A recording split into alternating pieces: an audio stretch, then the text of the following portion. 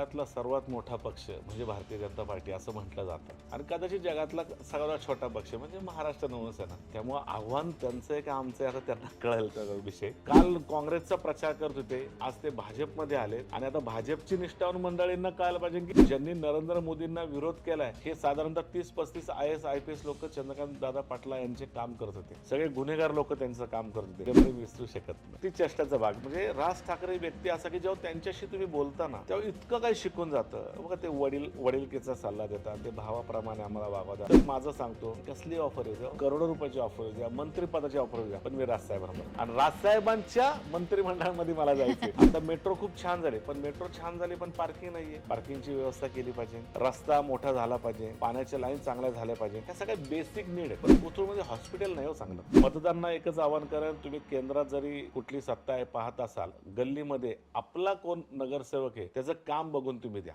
पुणे महानगरपालिकेच्या आता निवडणुका होत आहेत आणि सगळीकडे आता शेवटचे अगदी 4-5 दिवस राहिलेले आहेत. सगळी रणधुमाळी चालू आहे.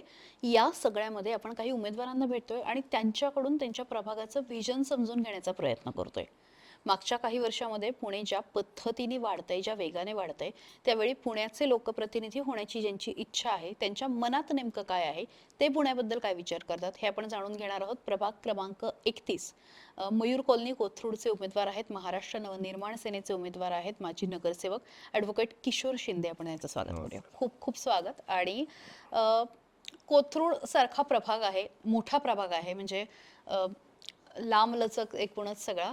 पण कोथरूडकर आहेत असं म्हणतात. कोथरूडकर खूप चोखंदळ आहेत आणि या प्रभागामध्ये आता काम करताय, मागे अनेक वर्षापासून करताय. काय भावना आहेत? कोथरूड हे आमचं गाव, त्याच्यामुळे आम्ही गावातच आमच्या उभे आहे.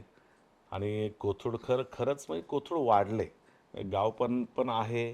त्याच्यामध्ये आजूबाजूला सगळीकडे सोसायटी आहेत. जो उत्तम काम करतो त्याच्यामागे कोथरूडकर उभे राहतात. जो प्रामाणिक काम करतो त्याच्यामागे कोथरूडकर उभे आहेत. आणि आम्हाला माहिती आहे की आम्ही प्रामाणिक काम केले, उत्तम काम केले, 10 वर्ष नगरसेवक राहिलो. त्याच्यामुळे कोथरूडकर 100% आमच्या पाठीशी उभे राहतील.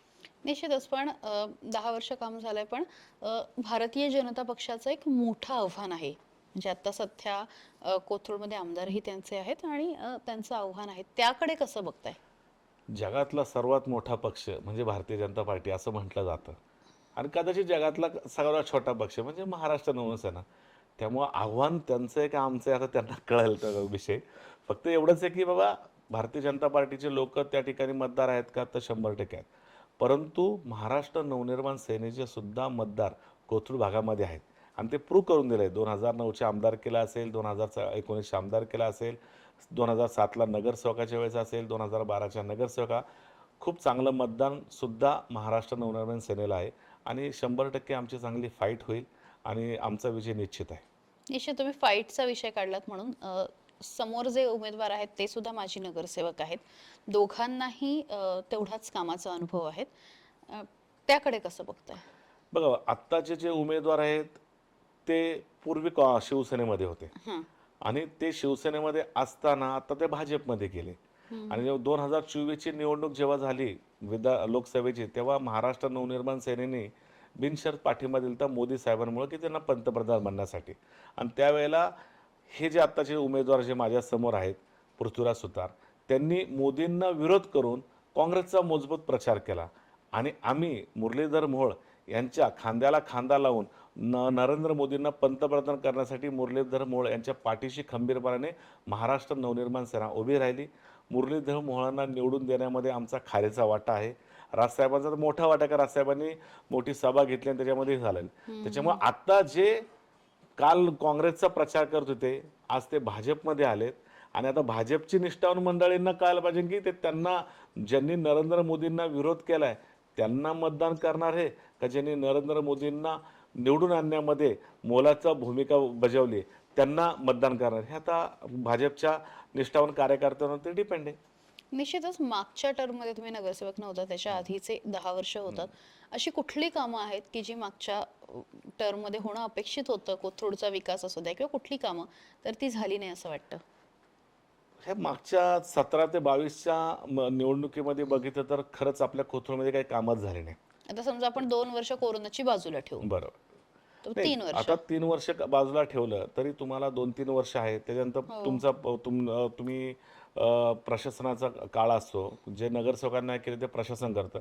उदाहरणार्थ घ्यायचं तर आमचं सुमनताई माथोड जी काही भाजी मंडई आहे, ती 17ला जे काम चालू आहे, आज तागत काम त्याचं संपलेलं नाही आहे. त्याच्यामधल्या शेजारी सुत्तर हॉस्पिटल आम्ही 3 वर्षामध्ये पूर्ण केलं आमच्या कार्यकाळामध्ये आणि कमी पैशामध्ये पूर्ण केलं आणि एकदम चांगलं हॉस्पिटल चालू आहे. असे अनेक प्रोजेक्ट आहेत, ते प्रोजेक्ट एकदम थांबलेत. 24/7 मग 24 तास 7 म्हणजे 24 पाणी तासामध्ये योजना. तुम्हाला पाणी योजना मिळणार 24/7च्या नावाने आणि कधी नळ उघडा तुम्हाला पाणी मिळायला सांगितलं.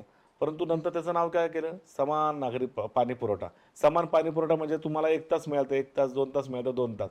म्हणजे एवढं चेंज झालं आणि एवढे लाखो करोड रुपये का खर्च केले मग? पूर्वी पण पाणी मिळत होतं, आता पण पाणी मिळतंय. मग मीटर सिस्टीम का आणली? मग अदानीला मीटर सिस्टीम देण्यासाठी, कारण सगळे अदानीचे मीटर आहेत. हा खोलात विचार केला तर त्याच्यामध्ये खूप मोठा भ्रष्टाचार आहे. जेव्हा महापालिकेत आम्ही जाऊ तेव्हा नंतर त्याच्यावरती आवाज नक्कीच आम्ही उठवू. निश्चितच. पण हे सगळं एका बाजूला सुरू असताना मगाशी तुम्ही उल्लेख केलात, की प्रशासनाचं म्हणजे 2022 नंतर कार्यकाल संपल्यानंतर आता आज आपण 26 मध्ये आहोत. जवळपास 3-3.5 वर्ष प्रशासनाकडे हा सगळं काम होतं. लोकप्रतिनिधी का महत्वाचं आहे? म्हणजे त्या काळात कुठली कामं रखडली हे तुम्हाला वाटतं? बघा लोकप्रतिनिधीला कोणीही व्यक्ती सहज जाऊन भेटू शकतो. त्यांच्या इथं ड्रेनेजचा प्रॉब्लेम असतो, पाण्याचा विषय असतो, लाईटीचा विषय असतो, महानगरपालिका टॅक्सचा विषय असतो, महानगरपालिकेचा आरोग्याचा सगळे विषय असतात. पण लोकप्रतिनिधी जेव्हा नसतो ना, तेव्हा महानगरपालिकेच्या वॉर्ड ऑफिसकडे जा, कुठे जा, कोणीही भेटत नाही. इझी ॲक्सेस नाही, इझी काम होऊ शकत नाही. ते कारणं आणि ते नियम सांगत असतात. पण लोकप्रतिनिधी कुठलंही कारण सांगत नाही, नियम सांगत नाही. ते नियमात बसून त्या व्यक्तीचं कसं काम होईल त्या दृष्टिकोनातून ते पाहत असतात. त्यामुळे लोकप्रतिनिधी खूप महत्त्वाचा आहे. तो कुठल्याही पक्षाचा असू दे. पण लोकप्रतिनिधी असणंही महत्त्वाचं आहे. कारण आपण रथाचे 2 चाकं म्हणतो. एक प्रशासन आणि एक लोकप्रतिनिधी. एक जर चाक नसेल तर गाडी कशी चालणार आहे? आणि लोकशाहीमध्ये लोकप्रतिनिधीला अनन्य साधारणतः महत्त्व आहे. किशोर शिंदे हे नाव फक्त कोथरूडला नाही तर महाराष्ट्राला माहिती झालं 2019च्या विधानसभा निवडणुकीमध्ये. भाजपचे आत्ताचे मंत्री आणि कोथरूडचे आमदार चंद्रकांत पाटील तुमच्या विरोधामध्ये होते आणि राज ठाकरेंची सभा झाली आणि प्रचंड गाजली त्यांची सभा आणि उमेदवार म्हणून तुम्ही सुद्धा चांगलं मताधिक्य सुद्धा मिळालेलं होतं. हे असताना म्हणजे त्या निवडणुकीने काय शिकवलं तुम्हाला? त्या निवडणुकीने खूप काही शिकवलं. कारण की त्या निवडणुकीमध्ये साम, दाम, दंडभेद झाला.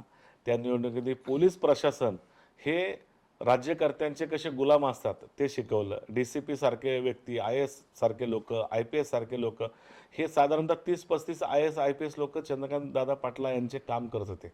सगळे गुन्हेगार लोकं त्यांचं काम करत होते. पैशाचा पूर्ण बाजार. हा मला सगळा अनुभव घेतला तुम्ही? सगळा.